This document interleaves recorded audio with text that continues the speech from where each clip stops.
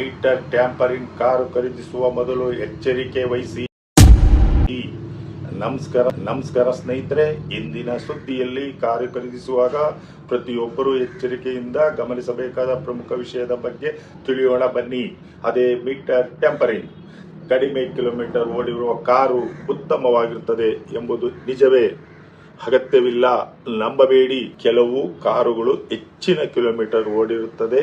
ಇಂತಹ ವಾಹನಗಳ ಮಾರುಕಟ್ಟೆ ಬೆಲೆ ಸಾಮಾನ್ಯವಾಗಿ ಕಡಿಮೆ ಇರುತ್ತದೆ. ಅದೇ ಸಮಯದಲ್ಲಿ ಕಡಿಮೆ ಕಿಲೋಮೀಟರ್ ಓಡಿರುವ ಕಾರುಗಳಿಗೆ ಹೆಚ್ಚಿನ ಬೆಲೆ ಇರಬಹುದು. ಆ ಕಾರಣದಿಂದಾಗಿ ಗ್ರಾಹಕರು ಕಡಿಮೆ ಓಡಿರುವ ಕಾರುಗಳತ್ತ ಹೆಚ್ಚು ಆಕರ್ಷಿತರಾಗುವ ಸಾಧ್ಯತೆ ಇದೆ. ಕೇವಲ 80,000 ಕಿಲೋಮೀಟರ್ ಮಾತ್ರ ಓಡಿದೆ, ಕಾರು ಉತ್ತಮ ಸ್ಥಿತಿಯಲ್ಲಿದೆ ಎಂದು ಹೇಳಿದಾಗ ಕೆಲವರು ಹೆಚ್ಚಿನ ಪರಿಶೀಲನೆ ಮಾಡದೆ ನೋಡದೆ ಕಾರು ಖರೀದಿಸಲು ಮುಂದಾಗ್ತಾರೆ. ಇದನ್ನೇ ಕೆಲವು ವಂಚಕರು ದುರುಪಯೋಗಪಡಿಸಿಕೊಳ್ಳುತ್ತಿದ್ದಾರೆ. ಹೆಚ್ಚಿನ ಕಿಲೋಮೀಟರ್ ಓಡಿರುವ ಕಾರಿನ ಓಡೋಮೀಟರ್ ರೀಡಿಂಗ್ ಅನ್ನು ಕಡಿಮೆ ಮಾಡಿ ಗ್ರಾಹಕರಿಗೆ ಮಾರಾಟ ಮಾಡುವ ಸಾಧ್ಯತೆ ಇದೆ. ಮೀಟರ್ ಟ್ಯಾಂಪರಿಂಗ್ ಹಳೆಯ ಕಾರುಗಳಲ್ಲಿ ಮಾತ್ರ ನಡೀತಾ ಇತ್ತು ಅಂತ ಭಾವಿಸಬೇಡಿ.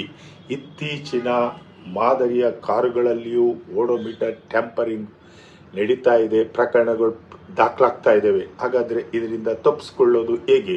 ಅತ್ಯಂತ ಮುಖ್ಯವಾದ ಕ್ರಮವೇನೆಂದರೆ ವಾಹನದ ಸರ್ವಿಸ್ ಹಿಸ್ಟ್ರಿಯನ್ನು ಪರಿಶೀಲಿಸೋದು. ಕಾರು ಎಷ್ಟು ಕಿಲೋಮೀಟರ್ ಓಡಿದೆ ಎಂಬುದನ್ನು ಓಡೋಮೀಟರ್ನಲ್ಲಿ ಮಾತ್ರ ಅವಲಂಬಿಸಿ ನಿರ್ಧರಿಸಬೇಡಿ. ಸರ್ವಿಸ್ ದಾಖಲೆಗಳು, ಹಿಂದಿನ ಇನ್ವಾಯ್ಸ್ಗಳು, ಅಧಿಕೃತ ಸರ್ವಿಸ್ ಸೆಂಟರ್ನ ದಾಖಲೆಗಳು ಹಾಗೂ ವಾಹನದ ಪ್ರಸ್ತುತ ಸ್ಥಿತಿಯನ್ನು ಸಮಗ್ರವಾಗಿ ಪರಿಶೀಲಿಸಿ. ಮೀಟರ್ ಟ್ಯಾಂಪರಿಂಗ್ ನಡೆದಿರುವ ಅನುಮಾನ ಇದ್ದರೆ ಅದಕ್ಕೆ ಸಂಬಂಧಿಸಿದ ದಾಖಲೆಗಳು ಮತ್ತು ಇತರ ಸಾಕ್ಷ್ಯಾಧಾರಗಳನ್ನು ಸಂಗ್ರಹಿಸಿ.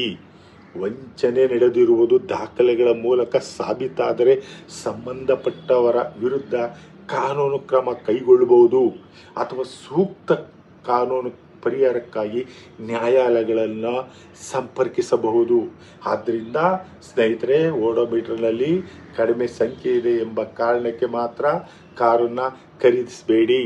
ಕಾರು ಖರೀದಿಸುವ ಮೊದಲು ಸರ್ವಿಸ್ ಹಿಸ್ಟ್ರಿನ ಪರಿಶೀಲಿಸಿ, ಸಂಬಂಧಿತ ದಾಖಲೆಗಳನ್ನು ಪರಿಶೀಲಿಸಿದ ನಂತರ ಅಂತಿಮ ನಿರ್ಧಾರ ಕೈಗೊಳ್ಳಿ. ಜವಾಬ್ದಾರಿಯಿಂದ ಖರೀದಿ ಮಾಡಿ, ವಂಚನೆಗೆ ಒಳಗಾಗಬೇಡಿ. ಎಲ್ಲರಿಗೂ ನಮಸ್ಕಾರ. ಈ ಮಾಹಿತಿ ನಿಮಗೆ ಉಪಯುಕ್ತವಾಗಿದ್ದರೆ ಶೇರ್ ಮಾಡಿ, ಲೈಕ್ ಮಾಡಿ, ಫಾಲೋ ಮಾಡಿ. ಎಲ್ರಿಗೂ ನಮಸ್ಕಾರ.